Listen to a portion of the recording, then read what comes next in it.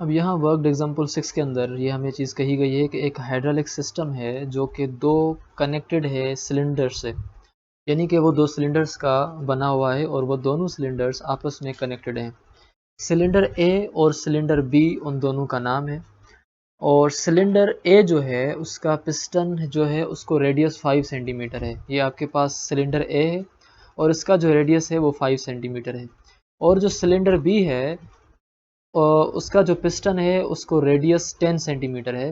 तो आपने यहाँ सिलेंडर बी देखा और इस सिलेंडर बी के अंदर जो पिस्टन है उस पिस्टन का जो रेडियस है वो हमारे पास 10 सेंटीमीटर है। अब ये है कि एक फोर्स जो है 200 न्यूटन की वो अप्लाई हो रही है सिलेंडर ए के ऊपर। तो ये आपके पास सिलेंडर ए के ऊपर फोर्स ए अप्लाई हो रही है 200 न्यूटन की।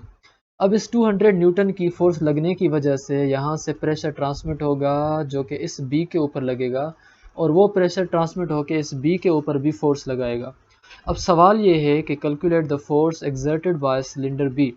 इस सिलेंडर बी की ऊपर या सिलेंडर बी की तरफ से जो हम फोर्स लगाई गई वो हमने जो है मालूम करनी है। इसलिए हमने इसी प्रॉब्लम की डेटा में से ये चीज़ निकाली कि जो रेडियस ए है वो हमारे पास 5 सेंटीमीटर है जो कि हमने यहाँ लिखा।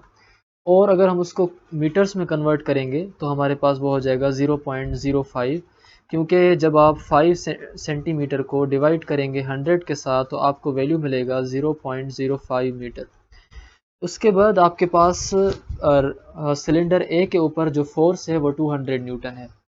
अब सिलेंडर बी की तरफ अगर आप आएँ तो वहाँ सिलेंडर बी का जो रेडियस है वो 10 सेंटीमीटर यानी कि 0.1 मीटर है। और उस सिलेंडर बी के ऊपर फोर्स एफ बी क्या है वो अब हमने यहाँ मालूम करनी है। लेकिन आपने कोई भी फोर्स मालूम करनी हो, अगर इस किस्म की कोई प्रॉब्लम्स हों तो वहाँ आपने ये एक चीज़ समझनी है पास्कल लॉ के हिसाब से कि प्रेशर जो है वो हर जगह पर इक्वली एक्सर्ट होता है सारे डायरेक्शंस में। चाहे प्रेशर ए से लेकर प्रेशर बी तक, दोनों के बीच में जिस भी जगह पे आप उसका प्रेशर देखेंगे तो प्रेशर सारे डायरेक्शंस में सेम होगा। इसका मतलब ये हुआ कि pressure on piston A is equal to the pressure on piston B.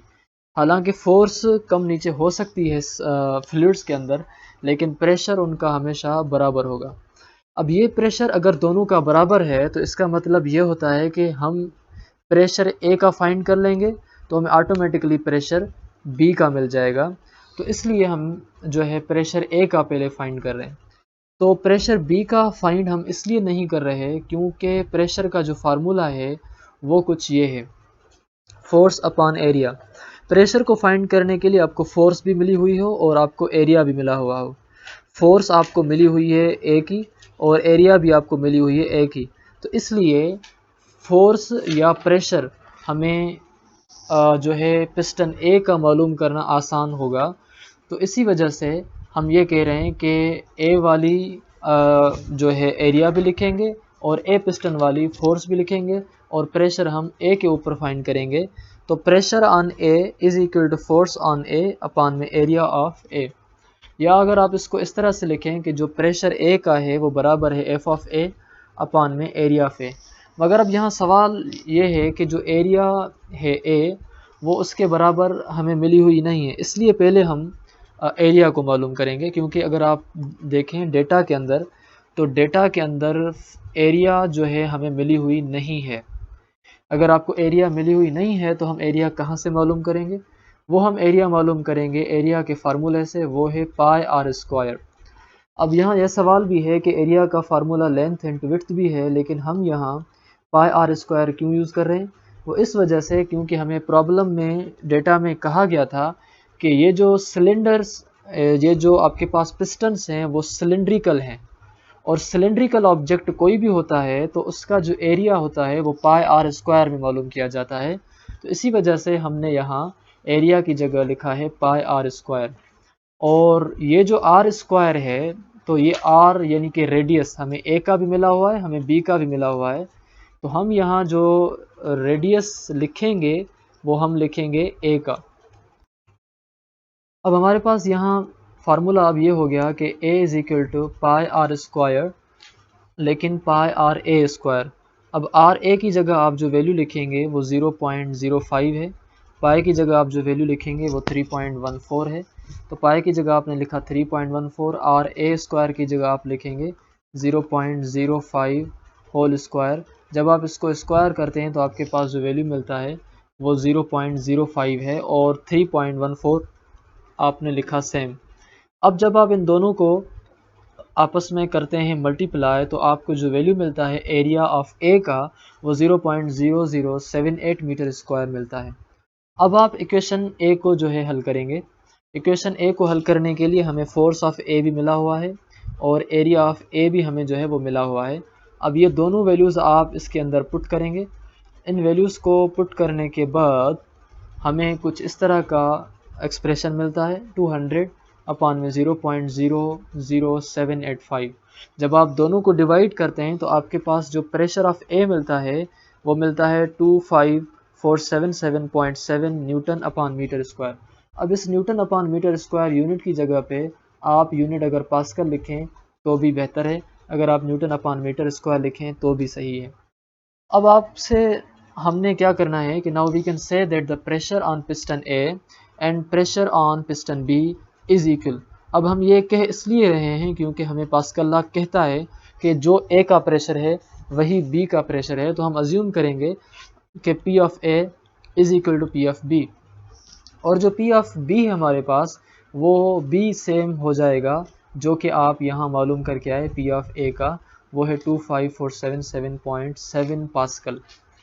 अब इस प्रेशर बी की मदद से आपका जो असल सवाल है वो ये था कि आप कैलकुलेट करें फोर्स ऑन पिस्टन बी। अब पिस्टन बी के ऊपर फोर्स को मालूम करने के लिए हमने ये सारे जो है स्टेप्स किए। अगर आप फोर्स मालूम करना चाहेंगे पिस्टन बी के ऊपर तो आपके पास फार्मूला ये है, pressure is equal to force upon area. लेकिन प्रेशर आप जो है वो मालूम कर रहे हैं बी ऑब्जेक्ट का, तो इसी वजह से आप लिखेंगे pressure of A, pressure of B is equal to force of B divided by area of B. अब आपके पास एरिया ऑफ बी भी जो है वो गिवन नहीं है, इसी वजह से आप यहाँ अलग से उसको हल करेंगे। लेकिन अगर आप प्रेशर ऑफ बी में से फोर्स ऑफ बी मालूम करना चाहेंगे तो आप इस फार्मूले को रीअरेंज करेंगे।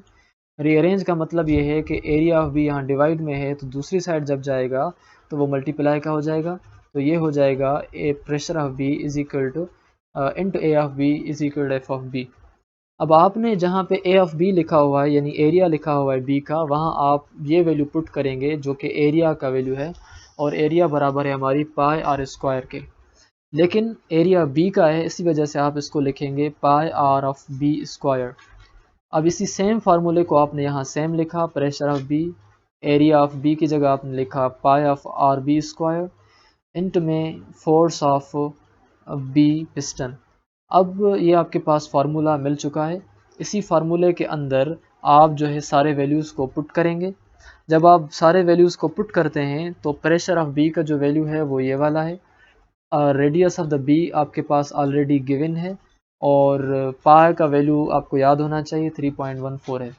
अब आप सारे वैल्यूज़ जो है इसके अंदर पुट करें। प्रेशर ऑफ बी की जगह आपने ये वैल्यू लिखा, पाई की जगह आपने 3.14 लिखा, और रेडियस ऑफ बी स्क्वायर की जगह आपने 0.1 स्क्वायर लिखा।